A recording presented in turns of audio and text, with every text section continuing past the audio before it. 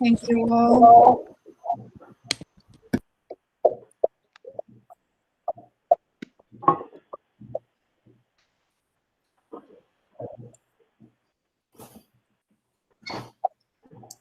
So we will go to the land acknowledgement. Hello, good morning, everybody. Halton, as we know it today, is rich in history and modern traditions of many First Nations and the Métis, from the Anishinaabe to the Adirondack, the Haudenosaunee, and the Métis. These lands surrounding the Great Lakes are steeped in Indigenous history.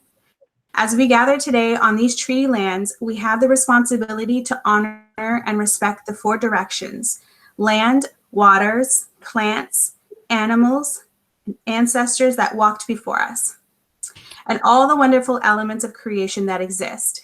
We would like to acknowledge and thank the Mississaugas of the Credit First Nation for sharing their traditional territory with us. Thank you, Ms. Kristen McIntosh. So for the interest of everybody attending, we just want to quickly go over what we have as an agenda. So we are at the welcome and introduction right now. And after that, we will introduce all our speakers, Honorable Justin Hyven Andre, and Chief Stephen Turner, and residents and youth in the community. So I will stop sharing right now, and I will do the welcome address.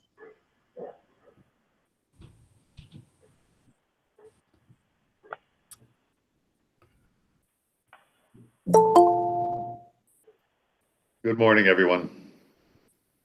Good morning, Chaitanya. Thank you so much for joining. I see that we've been joined by His Worship. Thank you all. So thank you everyone for joining African Caribbean Council of Halton as we celebrate Black History Month. Thank you for joining us for the Oakville Proclamation and celebration. At ACCH, we will continue to be a part of the solution. We will continue to bring thought leaders together to devise strategies on the way forward. We will continue to reach out, dialogue, converse, encourage people to speak up against systemic anti-Black racism. We celebrate today because we need to celebrate. Today, I want to remind us of trailblazers in Canada, whose shoulders we as people of African heritage are standing on. I want to talk about Violet King. She lived between 1929 and 1982.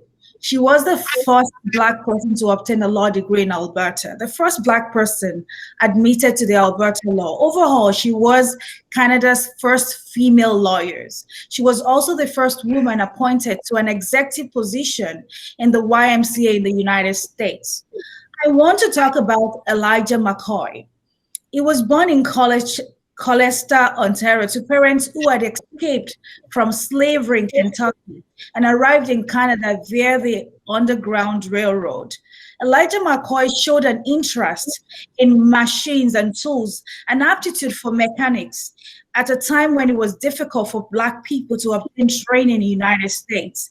His parents sent him to Edinburgh, Scotland to study mechanical engineering. Upon his return to North America, he took a job as a fireman with the Railroad of Michigan. The fireman was the person who shoveled the coal to power the locomotive and to lubricate the moving parts.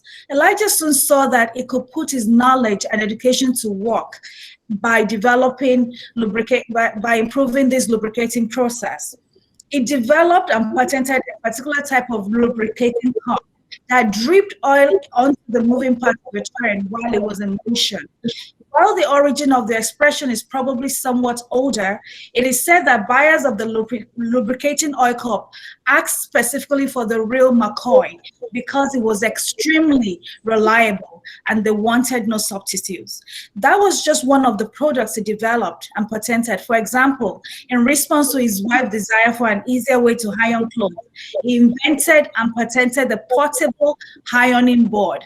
Elijah Mccoy held more than 50 patents, not just in Canada and the US, but also in France, Austria, Germany, Great Britain, and Russia. Last but not the least, I want to talk about the Honorable Jean Augustine, a trailblazing politician, social activist, educator. She was the first African Canadian woman to be elected to the House of Commons, the first African Canadian woman to be appointed to the federal cabinet, the first fairness commissioner of the government of Ontario. Honorable Augustine carried her roots and conviction in community service, education, and advocacy as she entered politics in 1993 as a member of parliament. In 1995, as we all know, she proposed the motion before parliament to recognize February as Black History Month, which passed unanimously, thereby establishing a lasting tradition which we still celebrate today. She has received numerous awards, recognitions for her work, including being inducted as member of the Order of Canada in 2007. And I could go on and on and on. Our theme in ACCH is the Black family. Why the Black family? Canadian theme is the future is now. Is the future really now? As a community, we hear no more often than not. Our youth, our children are told you can't. Our professionals experience racism at work. Just the other day, 4 police officers cried out for help. Some of them have been working for 19 years and they've been quiet. We're looking to hear about the changes and initiatives that have been taken to ensure inclusion and equity is the order of the day, to ensure the future is actually now. What has been done? What is ongoing? What are the future plans to continue to be intentional and support our community? What are the plans to reduce and/or eradicate systemic anti-Black racism, inequality, and most importantly, inequity? Feeling of invisibility, not being heard, amongst other things. We're affected in areas like schooling, our youth, our women, small businesses, professional careers, integration, to mention a few. We will follow up with you, Your Honor, about setting up African Caribbean caucus at the town level to ensure we continue the conversation. How might you help? Look within your network. Hire people that don't look like you, because change starts with you and I. Join our events and learn more. Learn who we are. The other day when we had one of our Black History Month, one of the MPPs actually said she started reading more about Honorable Jean Augustine.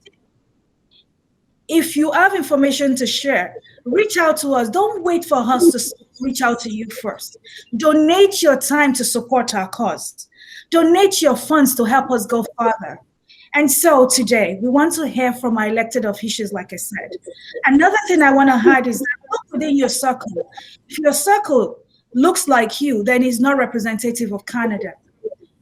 Somebody said this morning from an event I attended at 8:30 that diversity is a fact. Inclusion is a choice. And so without further ado, I'd like to introduce our mayor, Mayor Rob Quarten. He won re-election to his 4th term as Oakville mayor in October 2018. His mandate continues to be controlling growth, debt, and taxes, protecting green space and the environment, developing more community facilities to meet needs of the community, and making Halton Canada's most sustainable region. Please join me to welcome our mayor, His Worship, Mayor Rob Quarten.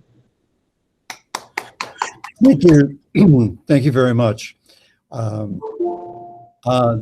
Every month since I became mayor, every February since I became mayor 15 years ago, I have issued a proclamation honoring Black History Month. My proclamation this month reads as follows.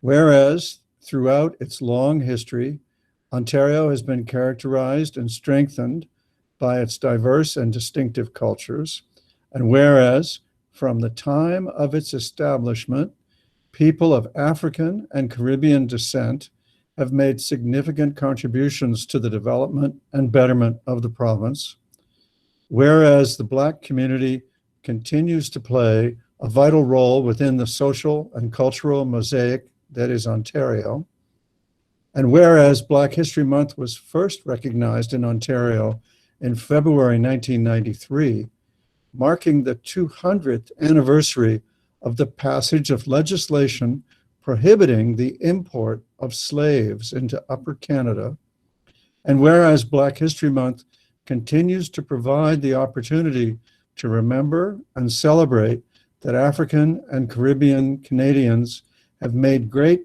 contributions to Ontario, now therefore, I proclaim February 2021 as Black History Month in Oakville. If you would permit me, I have two additional thoughts I would like to share with you. The first is that it is very important to me, as the mayor of Oakville, that we continue a very important part of Oakville's founding story as we look at the future.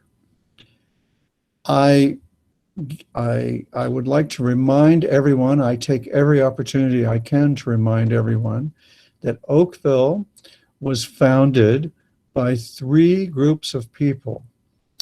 This happened between 1827 and 1857. In 1857, the legislature of Ontario recognized Oakville as a town. Before that, it was just a pioneer settlement created by three groups of people. The Indigenous Canadians, who had been summering on the mouth of the 16-Mile Creek from time immemorial, the Black Canadians, who had fled here through the Underground Railroad to escape slavery between 1827 and 1857, this was going on, and the white settlers who had come from Burlington. If you have my sense of humor, you will understand why I sometimes refer to Oakville as a former colony of the city of Burlington from that story. William Chisholm, the man who laid out Oakville, was a Burlington resident. You now have the fundamentals of Oakville's founding story. Indigenous, white, and Black people. They came together and they sought to create a community of harmony and prosperity. To a great degree, they succeeded. This is one of the most harmonious and prosperous communities in the world. That's number one, our founding history. It's very important when you move somewhere that you know the founding story of the place you live. The second thing I want to tell you is that I personally, and as mayor, want the recognition of every member of our community, the inclusion of every member of our community to happen every day of the year and not just during Black History Month. There is one really important quality and aspect of this town that I hope you have already discovered. And this is what it is. Oakville people have a very warm welcome for anyone with willing hands when there is work to be done.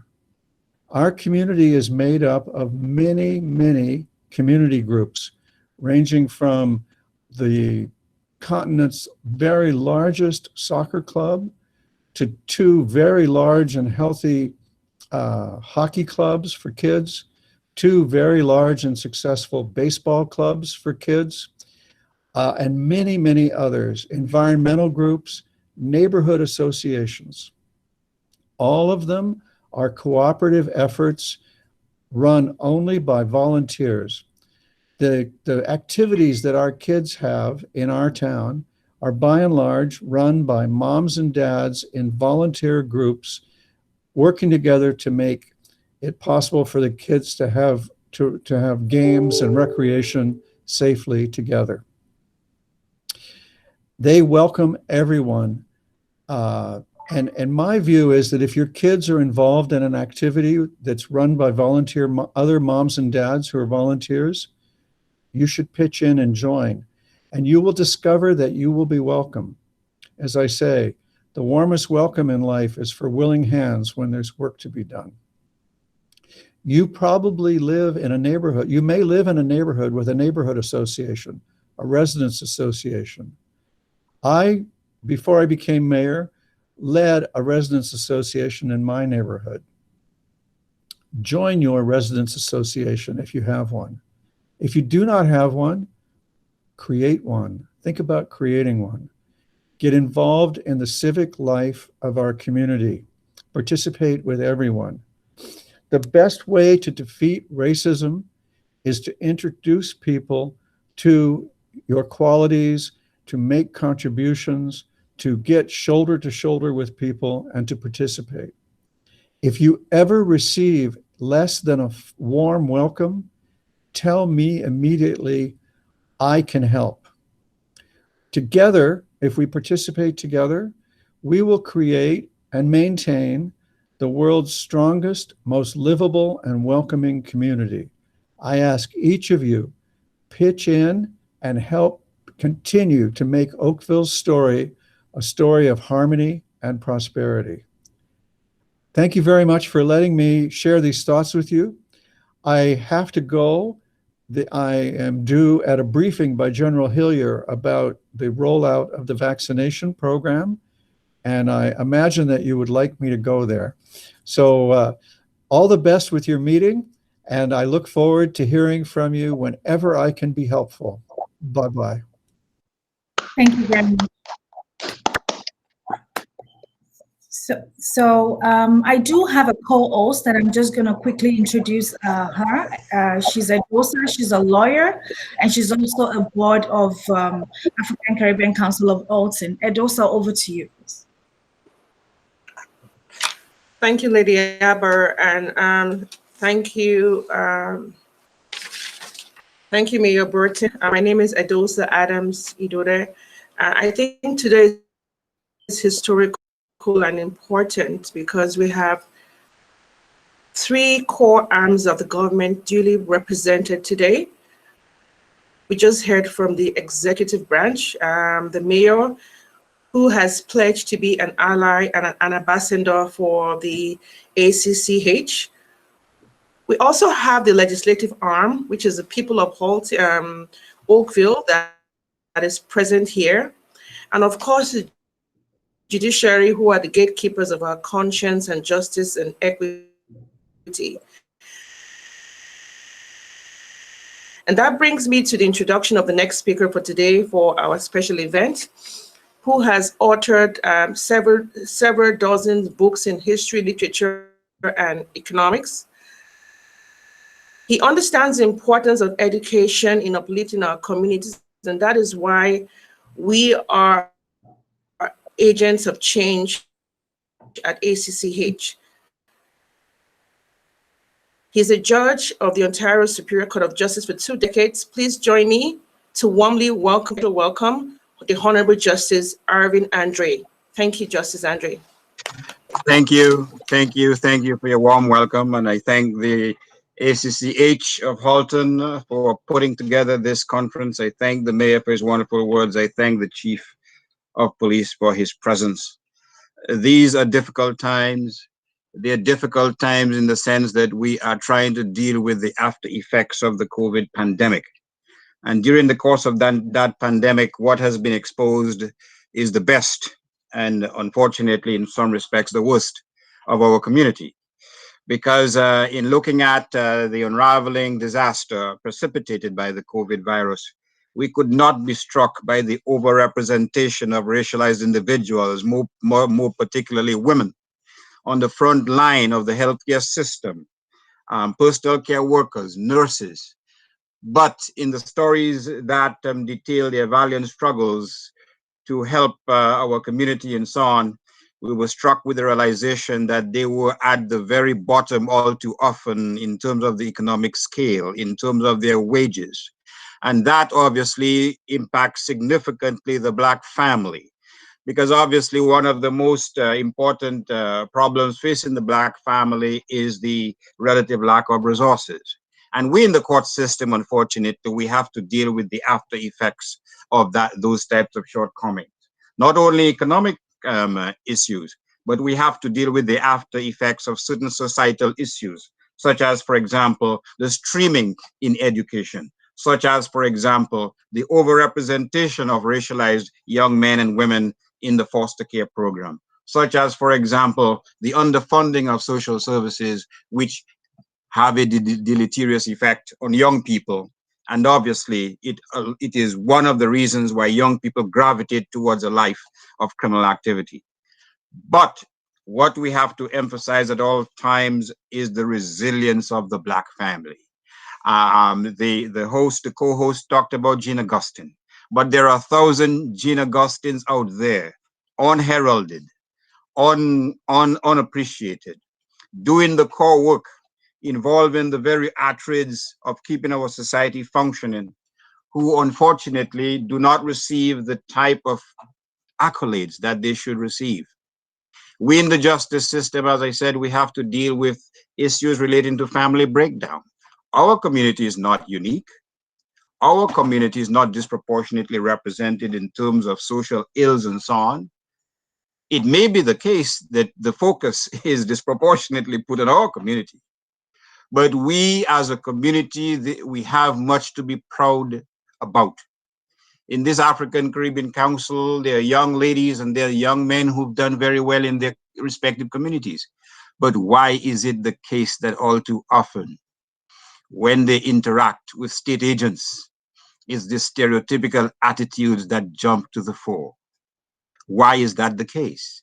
In fact, just yesterday, there was an article in the Star newspaper about 2 or 3 Black police officers, not in Oakville, I can assure Chief Tannen, not in your city, but in another city, where they were complaining bitterly about the responses they got from their own fellow officers. There's much work to be done. Why is it that those stereotypes attach despite the progress that we've made as a community? Why is our sacrifices not appreciated to the same degree? Why is it that when your parents and relatives work 2 jobs to give you an opportunity for self-advancement, to enable you to go to law school, to become a police officer, to become a teacher, why is it that that sacrifice is not given the same type of value as the sacrifice of others? So that is the mission which we face. And I speak as an individual. I'm a judge, yes, but before that, I came from the Caribbean. I worked as an assistant crown, as a defense counsel. I was involved in numerous organizations. Mine is a lived experience. And the sad part of it is the whole fight for social justice, for equity, is a continuous fight. It is not a fight where at this stage of our history we can say, we've arrived, we've succeeded. I'm a lawyer now, I'm a judge now, I'm a police officer now, I'm a teacher, I can now rest on my laurels. Sadly and unfortunately, we don't have the luxury of that type of attitude, because there are generations of young men and young women who are seeking guidance, who are seeking direction, who are seeking an initiative, who are seeking incentives to emulate the successes of those of us who've achieved a modicum of success in this community. I can indicate to you that in terms of the criminal justice system and not the family law, for example, these issues of equity recur on a daily basis. And I can indicate to you that certainly judges have made it their business to address issues that otherwise we'd never thought about. Issues such as, for example, unconscious racial bias in judicial decision-making. Issues relating to the respect to various communities, because every community has a role to play in this community. And let me indicate one thing, which we all know. There are no penal colonies in Canada. Those of you who have a British background would know that the British set up penal colonies in places such as Australia. where those who were convicted of offenses were relegated to some cast-off place where they were never seen or heard. We as a society, we don't have that luxury. Why? What is the significance of that? Because those persons who are neglected, and even those persons who've been convicted and incarcerated, they will come right back into the community. So that we all have a collective responsibility to ensure that those young people, irrespective of their race, their color, their class, their creed, their sexual orientation, that they are given opportunities to realize the vast potential that they have along with everybody else. Because we as a society will pay the consequence for ignoring or neglecting any particular racialized community, including obviously the Black community. So I speak to you on the basis that some of these issues have percolated in my mind for decades. And I may not have the answer. I may not have any panacea of how we deal with those issues. I may not have a magic wand which I would cast and get rid of all those issues. But to the extent that we all have the determination to address those issues, and to the extent that we all realize that we have a collective responsibility to address those issues, then we have come a long way. And so I stand by you. I understand your position at this juncture. I share with it, although I may not articulate it as well as you, but I hope and I pledge that I will play my limited role in ensuring that we have a much better community, much better than it already is. So I thank you very much. Thank you so much, Justice. Thank you, Your Honor. Thank you so much for sharing, for speaking from the heart, and for being a part of this. All we can ask of everybody is just to be open-minded. We're ready to make that change happen. To your point, according to Fannie Lou, it said nobody is free until everyone is free. And even Dr. Martin Luther King Jr. said, injustice anywhere is a threat to justice everywhere. So we all just need to put in our bits, do the best we can, and treat everybody with equity and move, all the community along. And so without further ado, I'd like to introduce our next speaker. He's a youth in the community. He's a volunteer with ACCH. He's the digital lead. He's a graduate with 2 double major, law and justice and political science. He wants to be a lawyer. So the more we have in the community looking to do great things. So over to you, Emmanuel Okorafor. Hi everyone, my name is I'm Emmanuel Okorafor, and I am a graduate of Algoma University with a double major in law and justice and political science. I volunteer with 2 nonprofits, ACCH and CMP, in creating most of the promotional materials for any of the upcoming events. And I'm using this as a base and hopes to create a startup business in designing. And as she also said, that I hope to become a lawyer as well. I'm truly honored to not only be a listener, but also partake in this discussion of the Black family. And what I want to touch on today is my perspective on current times and the relation with that of racism faced in Ontario, Canada. The university I went to is located in Sault Ste. Marie, Ontario. And to cut it short, is a place where you would go to retire. So it's full of elderly white people and people who know nothing but that town itself. But in contrast to my university is very colorful, as it has the highest intake of international students within the Canadian universities. So with that, it is very jarring when racism when it does show itself. It makes you take a step back. And I want to touch on 2 situations. One situation was when me and 2 of my friends were coming out of a store in the downtown area. As we exited the store, a truck drove past us and someone within it shouted the N-word at us. Now, we stopped, but it wasn't out of fear, but mainly confusion, as we had to check with each other if we actually heard what we heard. And we came to a realization that not only did it happen, but other people who were walking within the vicinity also stopped as well. To the point where we laughed because we just brushed it off, but someone else came and said, "Hey, I have the license plate number. Would you want it?" What we took from that situation was just how jarring it can be when racism is just in your face, to the point that even the locals were taken back. Another instance I want to touch on, though it happened in the United States, was with a Black couple who renovated their home for appraisal, but the price didn't go up at all. But once they got one of their friends who was white to act as if the home was hers, the price shot up by $500,000.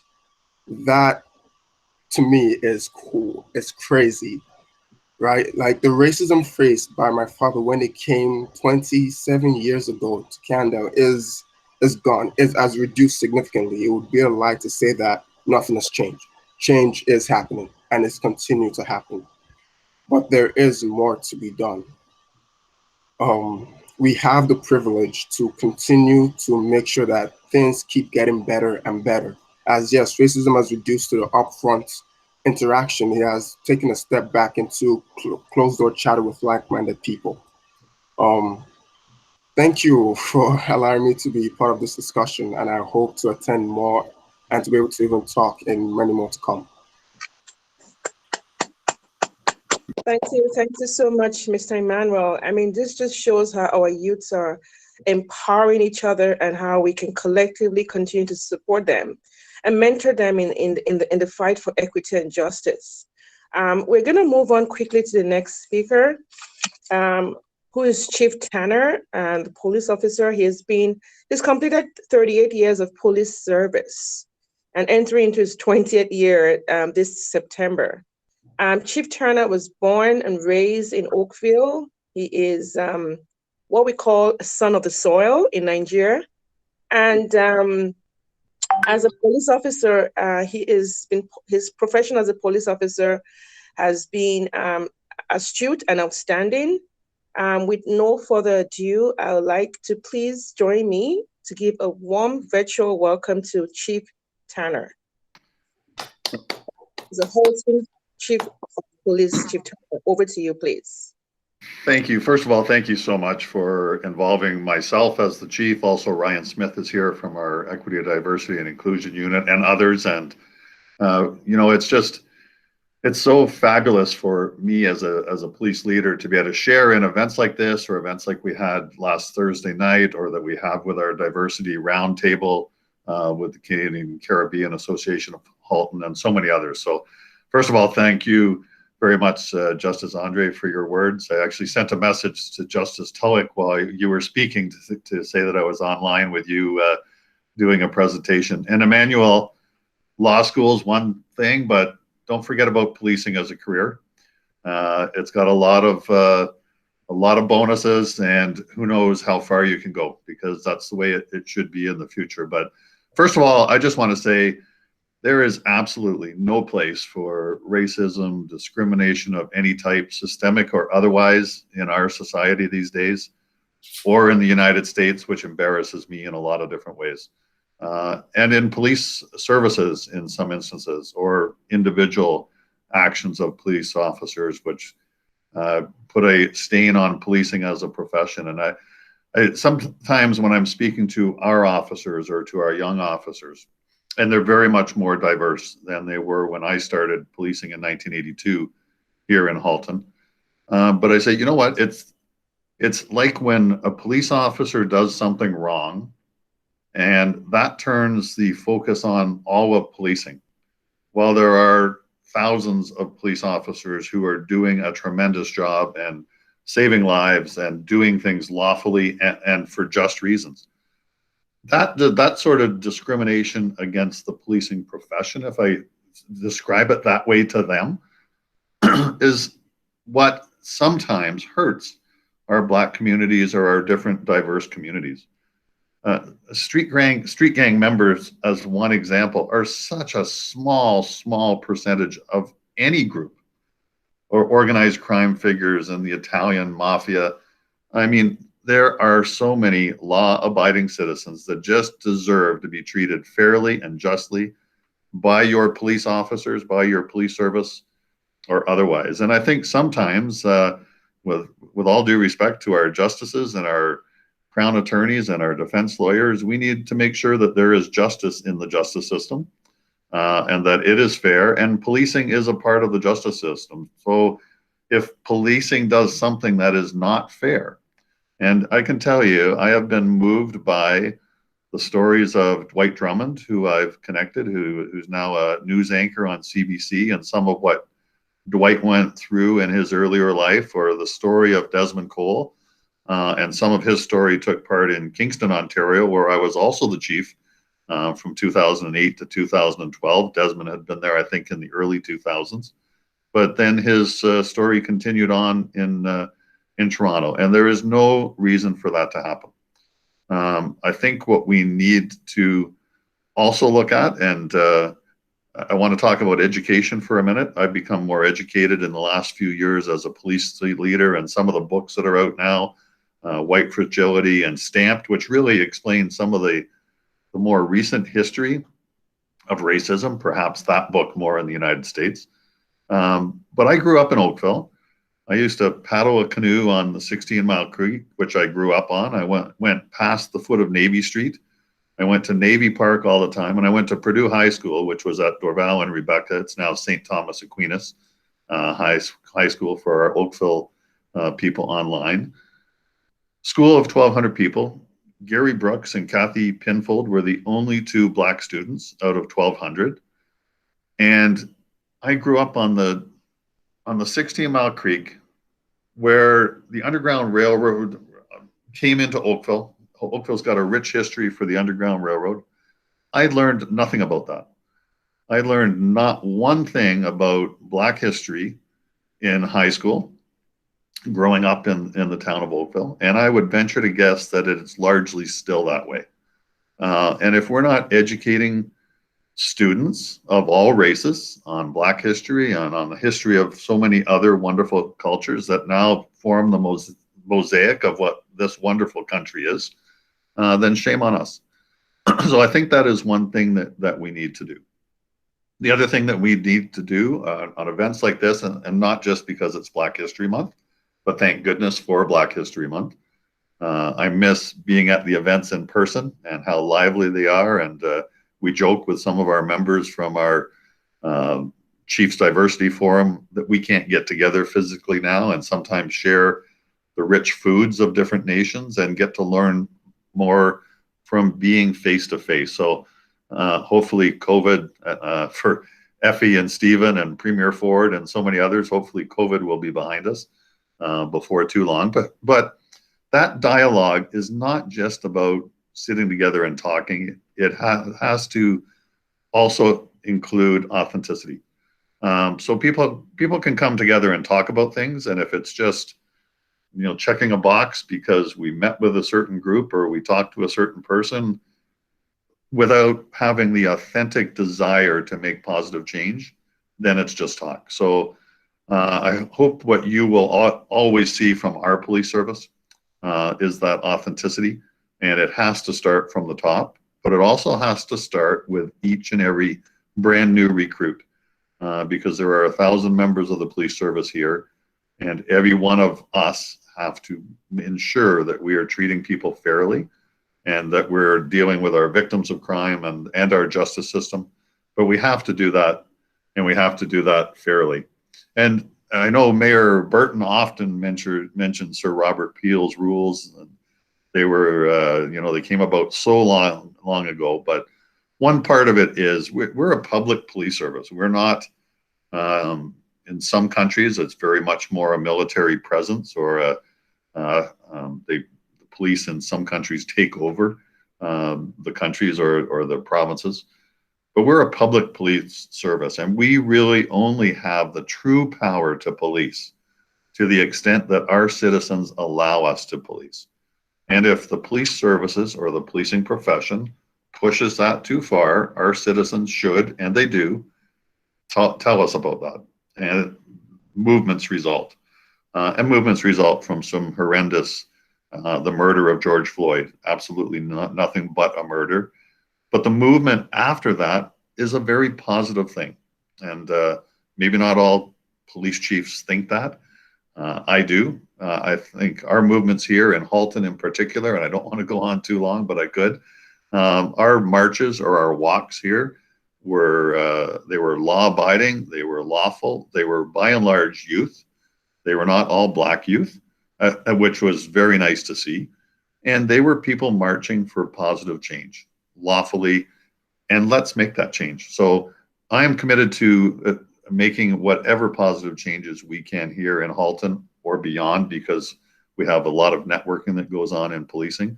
But I think, as Emmanuel said, you know, there have been a lot of positive changes since, I think it was your dad maybe that immigrated here 27 years ago. But there's still work to do, and there are still improvements, and we can make those together. So thank you very much for having me here today. Thank you to my staff that are also on this call, and for the work that you do in equity, diversity, and inclusion in particular, and to all of you for taking part. Thank you very much. I will have to leave in the not too distant future, but thank you for including me.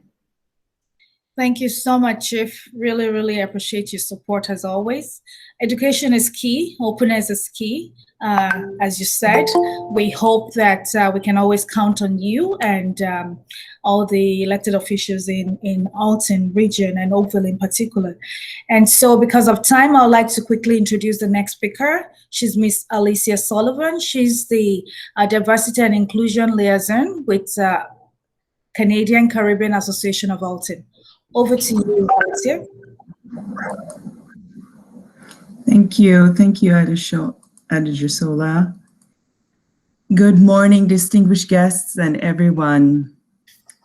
Thank you to the ACCH for having the Canadian Caribbean Association of Halton at the table.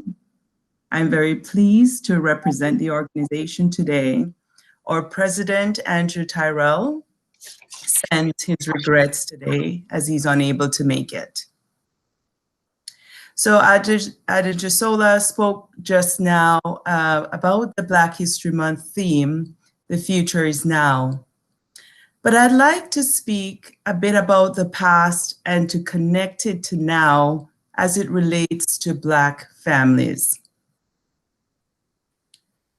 So our faces differ, so are our family structures, our values, our belief systems, and our backgrounds. Black families are multidimensional, heterogeneous groups who operate differently as a result of our histories and our cultures. There's not a single story of what a Black family is. But I'd like to give you a glimpse of a single story of the history of some Black people from which some folks have emerged to create their own families. This by no means represents all Black people, only a small fraction of several millions. This story is told from my lens as a student of world history and as a Black person. I am the product of a family whose ancestors were shackled and transported from West Africa to the Americas on slave ships. As slaves, they were torn away from their original families, their languages, communities, and culture, losing their identity and lineage in the process. These people were regarded as chattel or property, seen as no greater than horses or cows.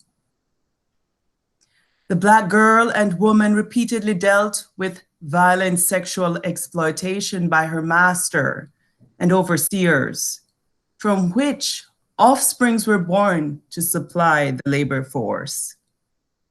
The Black man's purpose was a beast of burden and a stud to keep the next generation of labor supply strong.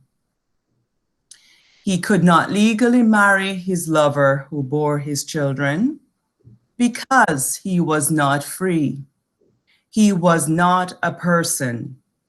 He was not entitled to raise a family. He was a slave. This system was in place from the 1600s to the 1800s. It is out of the context of this long-term dehumanization and trauma that modern Black families who are descendants of slaves emerge. Having to unlearn some behaviors and they have learned to numb the subtle but lingering emotional and psychic trauma. They try to model what a family should be and how we should interact with each other with some semblance of normalcy. I'm happy to say that while we have, well, not happy about this part, but while we have pockets of our families are rife with intergenerational dysfunction, I'm happy to report that miraculously, Black families who are descendants of slaves are thriving and making meaningful contributions in all spheres of Canadian society and everywhere in the world. We are resilient and resourceful people whose perennial spirit and love endure in our families and beyond. Thank you for having me and for listening. Thank you so much for that historical layout of the future is now. And that's very important. We're just about 11:54. And because of time, we're asking that our speakers perhaps bear with us and our audience, obviously. This is a very important occasion. I think Lady Abad mentioned at the beginning that because we started late, we might need everyone to please stay behind to 11:15 or 12:15 or 12:20. So I apologize, and I'm asking your indulgence to remain. We need to hear from the MPP for Oakville North Burlington. She's been the MPP in that municipality since June of 2018. Public service and volunteerism is her passion. For the past 25 years, she's been dedicated to that. Please join me for a virtual welcome of the MP, Effie Triantafylopoulos. Effie Triantafylopoulos, sorry. My apologies, Effie. Good morning, and thank you so much. You did a wonderful job on pronouncing my very, very long Greek name, so I do appreciate the effort. I'm pleased to join you in this virtual celebration as we mark Black History Month and its proclamation here in the town of Oakville. Thank you to the African Caribbean Council of Halton for including me today. It's a pleasure to participate with His Worship the Mayor, MPP Crawford, Justice Andre, Chief Tanner, and so many distinguished guests from our community. The theme is this year, the Black family, and this is a very appropriate topic in a year when family has been more important than ever. Over the last year, families and individuals have faced challenges that we never expected. Challenges that have turned our society, our lives, and our businesses upside down. But these challenges that have shown the strength of our people and our families as we persevered and made our way through. And it's our families who we turn to in times of crisis. However, the contagious nature of this COVID virus has meant that many of us have had to be separated from our families, all at a time when we need family the most. And a good reason, a fitting reason to honor the Black family as the theme of Black History Month. In 1995, the Government of Canada officially recognized the month of February as Black History Month. And this was due to the vision and leadership of the Honorable Jean Augustine, the first Black woman elected to the House of Commons, first appointed to the federal cabinet, and who later served as Ontario's first Fairness Commissioner. For more than 25 years, Black History Month has given us the opportunity to celebrate the successes and rich heritage of the Black community in Ontario and in Canada. Black Canadians have excelled in every field of Canadian life, despite obstacles put in their path: business, politics, education, culture, and sport, and so many more. At Queen's Park, I serve in the legislature with women and men from the Black community, leaders who are an inspiration to young people across the province, and leaders who follow in the footsteps of past leaders who led the way. One such leader who has inspired me is the late Honorable Lincoln Alexander, who was elected in nearby Hamilton, Ontario, and was the first Black person to take his place in the House of Commons. He was the first Black cabinet minister in Canada, serving in Prime Minister Joe Clark's government as the Minister of Labour, the first Black Canadian chair of the Workers' Compensation Board, and went on to serve as the 24th Ontario's Lieutenant Governor, the representative in our province of Her Majesty the Queen. He is just one of many Black Canadians who have served our country and our province with distinction. In honor of Black History Month, I was proud to celebrate the achievements of the Honorable Lincoln Alexander in my social media posts all of this month, as well as other important individuals such as the Honorable Jean Augustine and the accomplished Hill family. It's important that we celebrate these leaders, these pathfinders who have contributed to our society and continue to inspire us and generations to come. As you know, as the mayor indicated, our region, including here in Oakville, is rich in Black history. It's an important legacy we celebrate today and need to continue to celebrate. In the 1850s, 20% of Oakville's 2,000 people were Black. And James Wellesley Hill, who escaped slavery in Maryland by crossing the border in a packing box, he made several trips back and forth to the United States and helped up to 800 people escape to Canada. The home he built in Oakville still stands today at 457 Maple Grove Drive. In his day, when he helped people escape to freedom, we can be sure he would have helped reunite some families. We know that today Black families are at the heart of the strength and resilience of the Black community in Ontario, a community that has worked hard and built Ontario since its beginning.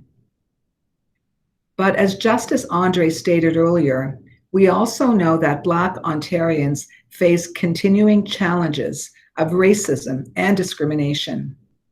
Ontario as a society has made tremendous strides towards building a province that is diverse and inclusive, but there is much work to be done in the battle against racial discrimination and intolerance. We believe that building a fair and inclusive province starts with investing in the next generation of Black leaders and professionals. Premier Doug Ford and our government is supporting the needs of our Black youth so that they too can make a difference. Last year, our government established the Premier's Council on Equality of Opportunity. This council gives a voice to young leaders in struggling communities to advise the government about the best steps to remove barriers to success. We have doubled to $60 million our investment in the Black Youth Action Plan. This helps local agencies in the community to continue delivering important programs designed to improve outcomes for Black children, youth, and families in Ontario, even in the midst of COVID-19. This year alone, our government is investing over $13 million to support 43 community projects through the Youth Opportunities Fund. We're investing $1.6 million over 2 years to create a new anti-racism and anti-hate grant program.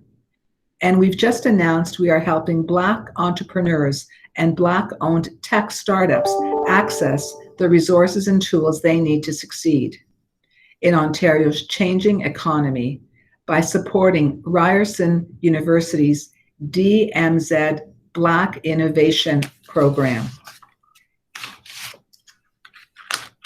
Under the leadership of Doug Ford, the Ontario government will help to build a better life for Black youth, businesses, families, and communities. As we celebrate Black History Month together, let us honor the leaders who have accomplished so much in the past as we work to build a stronger future of equality, equity, and inclusivity in the best province and in the best country in the world. Thank you. Thank you so much, MPP Effie Trentafilopoulos. Thank you so much. It's a pleasure to always have you. Thank you for always joining us. We really, really appreciate it. And thank you for all the information provided. We know that the province is doing a lot, and we hope that we'll continue to see those support in the community. You know, a lot of people have talked about perseverance. Perseverance is actually what we do to survive.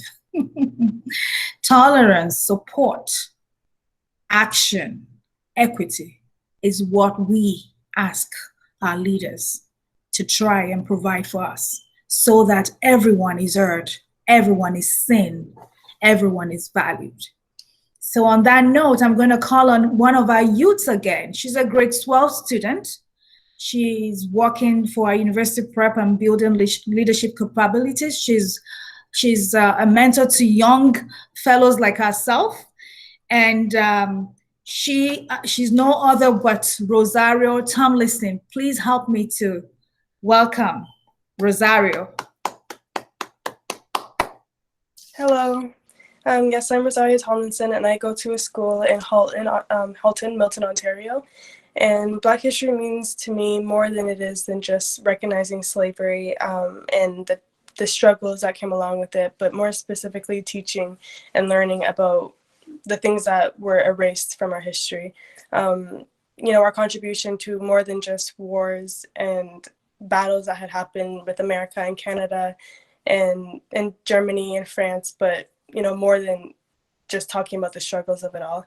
Also, more specifically, there are contributions in society, such as like artistry, music, trends, fashion, etc.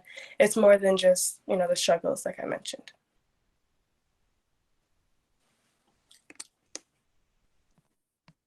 Thank you, Rosario. Thank you, Rosario. Adosa, over to you. Thank you so much. This just shows the value of education as a product to pull up people and it push down oppression. Thank you, Rosario, for putting your voice and your history to ACCH. Our next speaker is no other than another resident of Oakville. He is currently the parliamentary assistant to the Minister of Infrastructure. He has a beautiful set of twin girls and a father.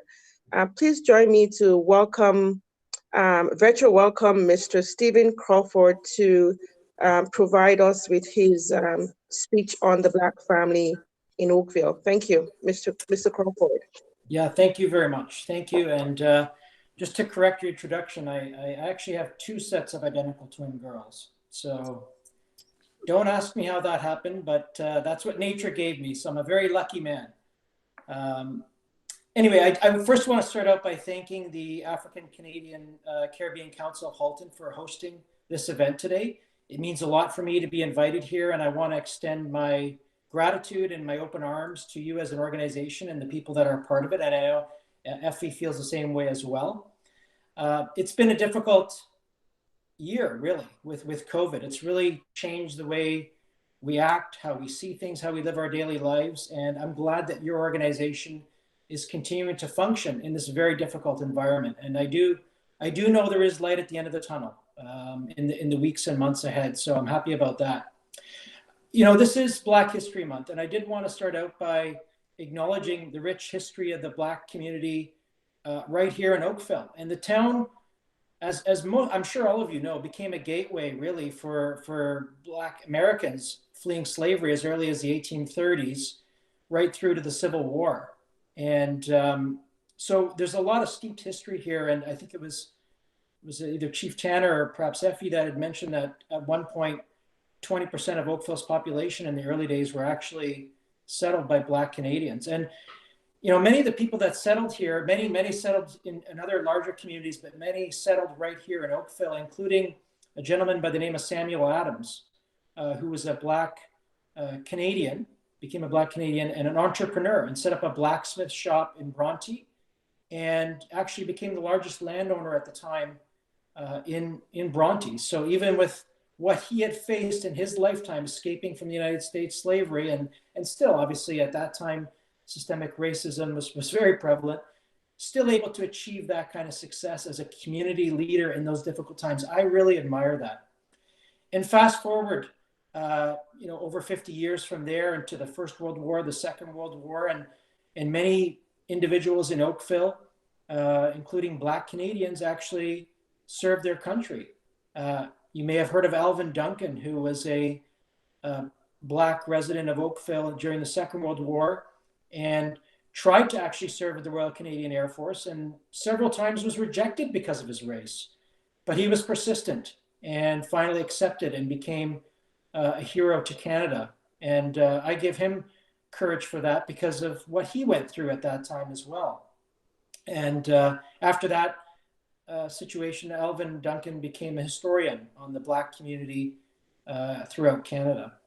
And that brings us more to the present today, where Oakville is a great community of 200,000 people with many backgrounds and many cultures, obviously present here today. And I think, there are many people, of course, of African and Caribbean descent in our community, and that's only growing. And I'm glad that your organization is here to talk about that history, because I know Chief Tanner mentioned how we really don't know too much about that history. And prior to my being an MPP, I didn't know that much about the Black history of Oakville. And I think we should be really proud and acknowledge what a lot of those people went through in previous generations, the difficulties they faced. Not to say they don't exist today, but going back 100, 150 years, just unbelievable hardships. And, we're all the product of that today. So I did want to mention that. I know my colleague did mention as well about some of the initiatives the government of Ontario is doing, and I won't repeat that for the sake of time, but I did certainly want to mention that one of the Premier Special Advisors, Jamal Javani, is a special advisor to the Premier and is encouraging youth outreach and set up youth roundtables across the province to help youth throughout the province and find out how we can have better education, better health and safety, better employment opportunities for the youth. So I did want to make you aware of that. And, with that, I certainly want to extend an open arm from myself and my office that, as MPP for Oakville, I'm here to serve you. And I want to be a part of your organization and any events you do in the future. But also, if you have any individual issues you wish to address with our office, we're certainly happy to do that. Our office is always open to you. And again, I want to congratulate everybody here for hosting such a terrific event and wishing you all the best through Black History Month and the few days we have left, and wishing everyone a very safe and great weekend. So thank you very much. Thank you so much, MPP Crawford. Thank you for your time and support as always. It's actually been a very, very unique year and an absolutely wonderful Black History Month for us, because the conversation has been ongoing since last year. We hope that we'll be able to achieve a situation where Black History Month is not just restricted to February, but Black history and Black culture is taught in our schools year in, year out. And so without further ado, I'd like to introduce our next speaker. His name is Dr. Johnson Iyilade. He's a resident of Oakville. He's an entrepreneur. He's an experienced AI and data science professional with several years of research and industry experience in artificial intelligence and many, many more. Please join me to welcome Dr. Johnson Iyilade.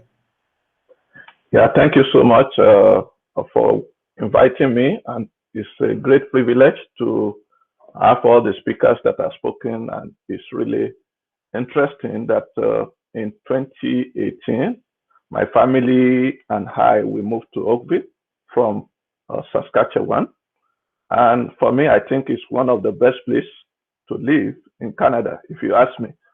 I might be biased, but that's my conclusion in 3 years of staying in Oakville already. And I want to thank everybody that has spoken. Now, I'm coming from an entrepreneurial perspective and from a technology perspective. Now, I heard that the Declaration of Canada is the future is now, and we are talking about the Black family. So if we look at the Black family in the future, that we already know is now, because everything about the future is already been decided now. I look at it from the perspective of technology, And one of the things that is facing the Black community now is that there are a lot of jobs that are disappearing because of technology. There are a lot of jobs that maybe people have done for many years that are no longer going to be there. So there is the need for reskilling, for upskilling, and for us to retrain people, especially new immigrants as they come in, so that they can get opportunity in the job of the 21st century. And I'm telling you, in the next few years, many of the jobs that even some people have now, they will not exist because of technology. So one of the things that my company is trying to do is to educate and to reskill Black community and Black people so that they can take new roles, because we know that there are some industrial revolutions that are happening because of technology, and many new jobs are being created. Some old jobs are being fading away. So how do we prepare the Black community for the future of work to ensure that the Black family also, they are able to make ends meet in the future? They have opportunity to have a job for the family in the future.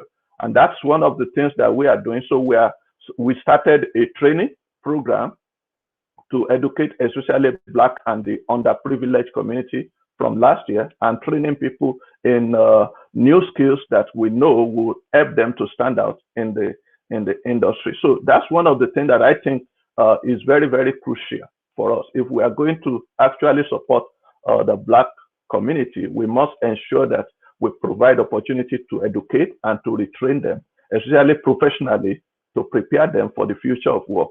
And so for me, that's one of the things that is very paramount in my own heart. The second thing also is that we know that many of the decisions of the future will be made by artificial intelligence, because we rely on data to be able to make decisions. And there are people who are doing analysis on those data to give us decisions that the executive need to make. Now, one of the things that is a big challenge, especially in this area, is that bias is also a factor that can be included, because there are a lot of factors that you can put into the decision-making process that might be biased towards a particular group. Let me give an example. Last 2 years, Amazon was trying to develop a system that will make them to decide on who to hire and who not to hire. But they discovered that based on historical information they have, 90% of the people that they have hired, they are men, they are not women. So when they use that data that they have to train the system, what happened is that 90% of the time is likely to choose men rather than women for their job. And so they discovered that that is already biased towards the woman, and they have to decide not to go through that route. So one thing that I know is that the people that develop the algorithm, they have the opportunity to also introduce some bias into the algorithm. And so that's why we also need the Black community to be represented in some of this technology, so that whenever there is anything that can introduce bias systemically, we can actually have a voice that says, no, that thing that you are doing will actually create a sort of bias to people. So for me, this is one of the reasons why we also need to empower the Black community and raise new people that can also be part of the decision-making process in developing technology and tools that the executives are going to be using in the future in decision-making. So for me, these are two things that I think would shape the future of the Black family, will shape the future of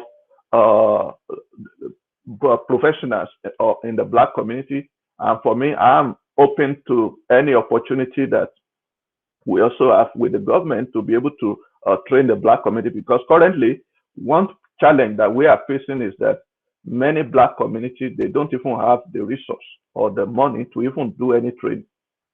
So many of them are doing 2 or 3 jobs to be able to make ends meet, and they don't have enough to even retrain themselves. So I believe that specifically the Black community needs a lot of support and help from government to be able to equip themselves for the future of work, which I know is already been decided right now.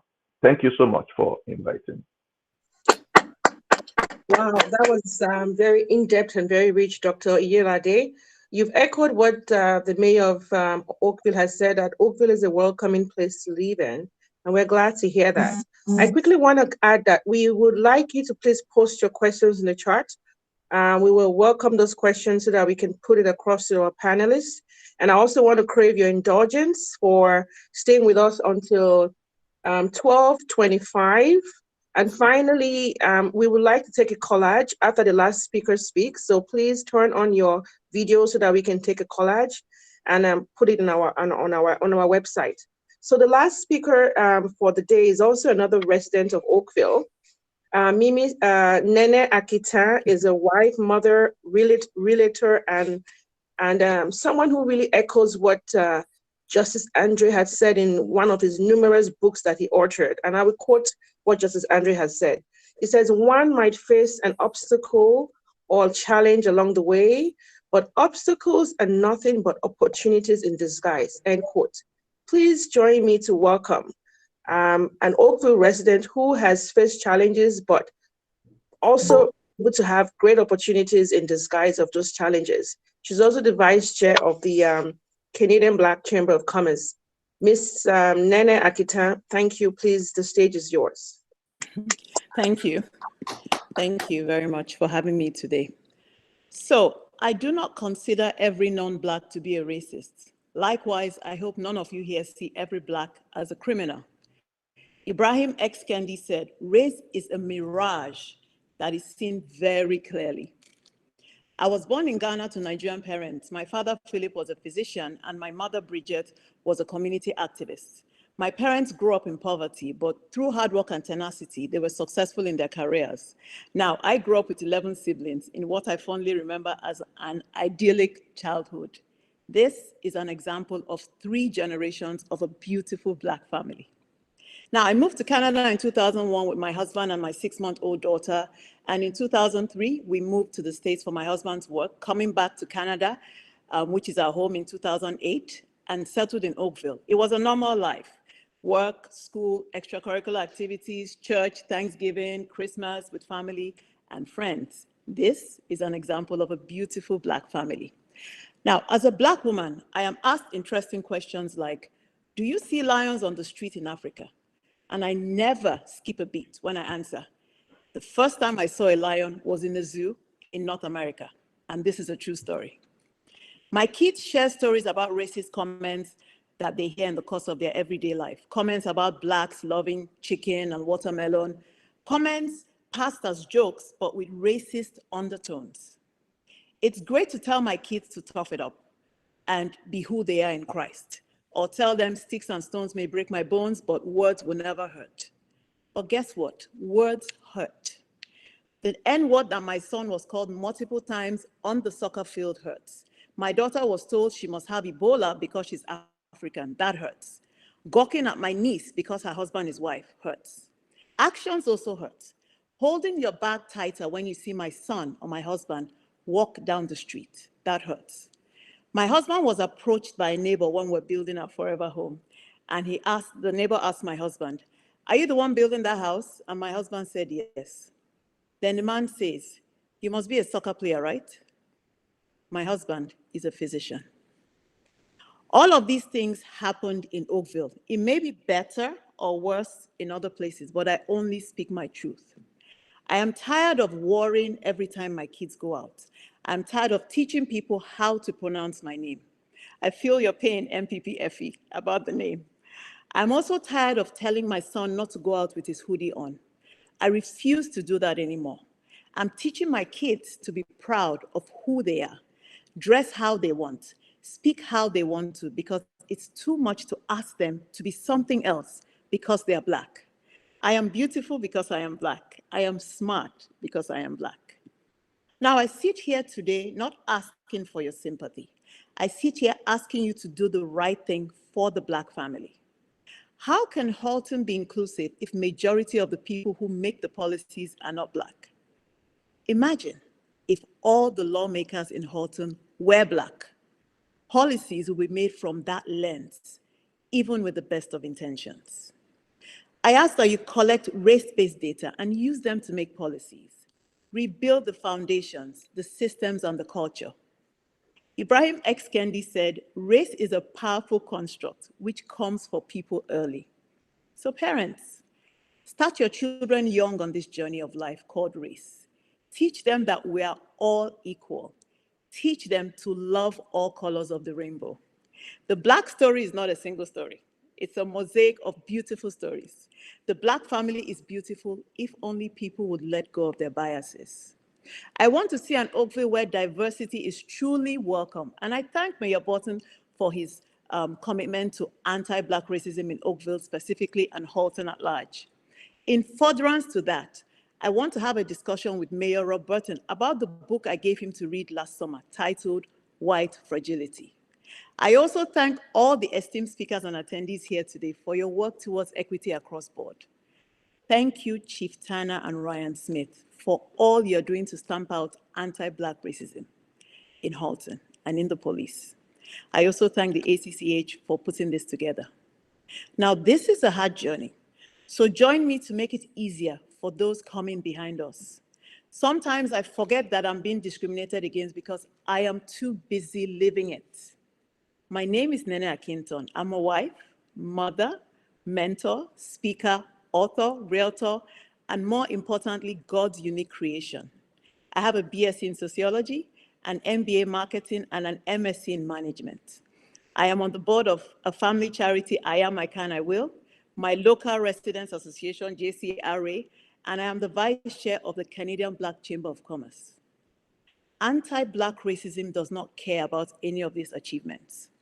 When I show up, all it sees is a Black person, and the unconscious bias rears its ugly head. I do not consider every non-Black to be racist. Likewise, I hope none of you here see every Black as a criminal. Thank you. Wow, that was simply amazing, heartfelt. Thank you so much for sharing your personal journey, your personal story. We're almost to the end of the event. I will pass it on to Edosa for a couple of questions if anybody has it. Thank you again, Nene Akita. Over to you, Edosa. Thank you, Lady Albar. Any questions? You can unmute your mic and ask the questions. Please, we are willing to have those questions answered today. Or if you want to post them on our website, we will direct them to the appropriate staff. That's what ACC is about. We're here to empower, and we're here to be your voice. And we're here to be authentic. And I'm glad all the speakers has provided the lenses as to the importance of awareness of the barriers that racism places in our communities. So if you don't have any questions, that's okay. But if you have a question that you want to ask, please unmute yourself and ask the question. Thank you.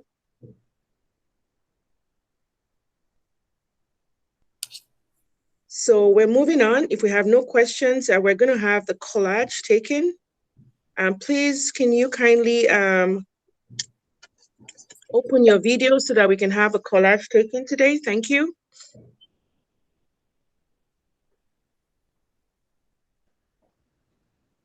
Okay, so we've taken our collage. Oh, sorry. We have a question from Mr. Agada. Do you have a question, Mr. Agada? No, thank you. I don't. Oh, I okay. appreciate it. Thank you. You're welcome. So I have a question. Oh, sorry. Sorry, sir. I'm sorry. My name is George. I actually put in a question in the box in the chat, but I don't think you saw it. Well, I just wanted to ask, what specific programs does Oakville Leadership have for Blacks? And what metrics do you use to measure them? So any of the Blacks? Okay. So can we have our elected officials respond to that question? MPP Effie, if you, or anyone, please respond to that question, please. Can you say the question again? So it's Effie. I think we might be better placed to send that question to Mayor Burton or to one of the town councillors if they're on the call today to respond. MPP Crawford and I can respond to the initiatives the Government of Ontario has already undertaken. We can send you a specific list of all the initiatives so far that the government has taken, if that would be helpful to everybody on the call. And then I just suggest one of the councillors might be better placed to answer the other question. Hi there, it's Councillor Tom Adams. I'm not sure if you can see me on your screen or not, but I'm happy to try and shed a little bit of light on the question. It's an excellent question.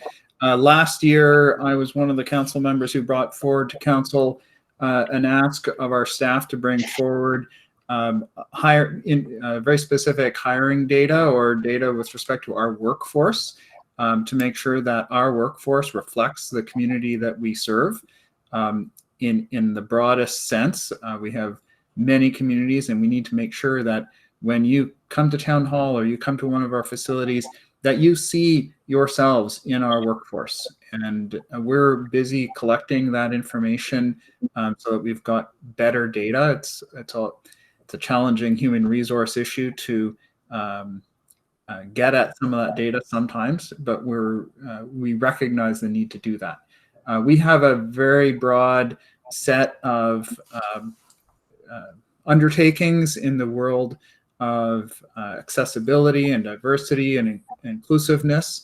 It covers virtually every single one of our departments. In fact, our council just recently received a report on this, and it's a very, very long list. I see there were at least 2 more council members on this call, and I'm sure that they were just like me, astounded at the lengthy list of areas in which we are working at trying to ensure that we respond to these needs.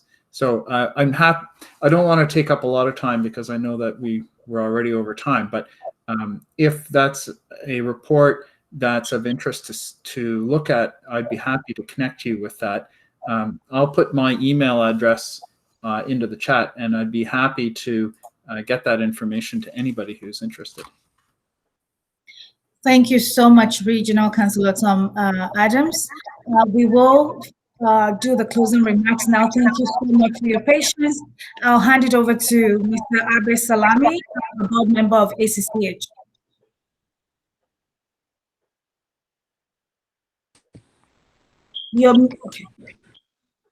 Okay. Yeah, thank you, everybody. And a big thank you to the organizer, the African Caribbean Council of Halton, our distinguished guests, and all the participants in this wonderful Black History Month. As we're rounding up the celebration for this month, our activities should not stop in this month alone. We should keep the dialogue going, especially about institutional racism in all ramifications of our society. This is one of our aims and objectives at ACCH, to bridge the gap and coexist peacefully and make our community better. Let us live in a community where freedom and dignity of the human person is not an enigma. Let us make positive change in elevating ourselves and our community in general. Thank you, Mayor Rob Quarten, for sharing your thoughts about the continuity of remembering the founding history of Oakville. Of course, our history should not be forgotten, and imploring us to get involved in the affairs of the community. Justice Alvin Duncan, thank you very much for the knowledge shared about our justice system and a better way forward for the benefit of all. Mr. Emmanuel Okorafor, for your contribution and your confidence is highly impactful. Our Chief Tanner, thank you for reassuring us that there is no place for racism in our community, and the importance of continuing educating ourselves by ourselves in order to make a positive change, especially your commitment to make a positive change. And thank you, Alicia Sullivan, for bringing us back to the memory lane. MPP FE Triantafylopoulos, I'm sorry for that, for pronouncing your name. Thank you for your commitment to humanity and to our community progress. Rosario Tomlinson, thank you for your bravery and your knowledge base of our history. Of course, MPP Stephen Crawford, we are grateful for your understanding, support, and effort to continue to be an ally in making our community better. Dr. Johnson Iyilade, thank you so much for your advice and insight on how we can prepare our community for the new skills of the future. Artificial intelligence. Yes, we should be progressive. Councillor Tom Adams, Thank you so much for answering that important question and for channeling us that everything is possible. We just need to speak up, and the city is ready to hear us out. Finally, thank you, Mrs. Nene Akito, for sharing your experience and tons of advice. We are very grateful. Thank you all for participating. I'll leave you with this. Let's give ourselves a sense of purpose. Together, we can make it.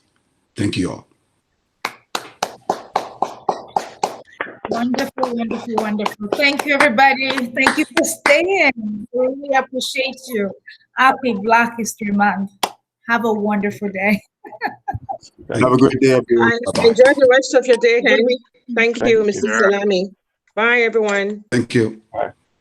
Thank you. Bye-bye. Bye.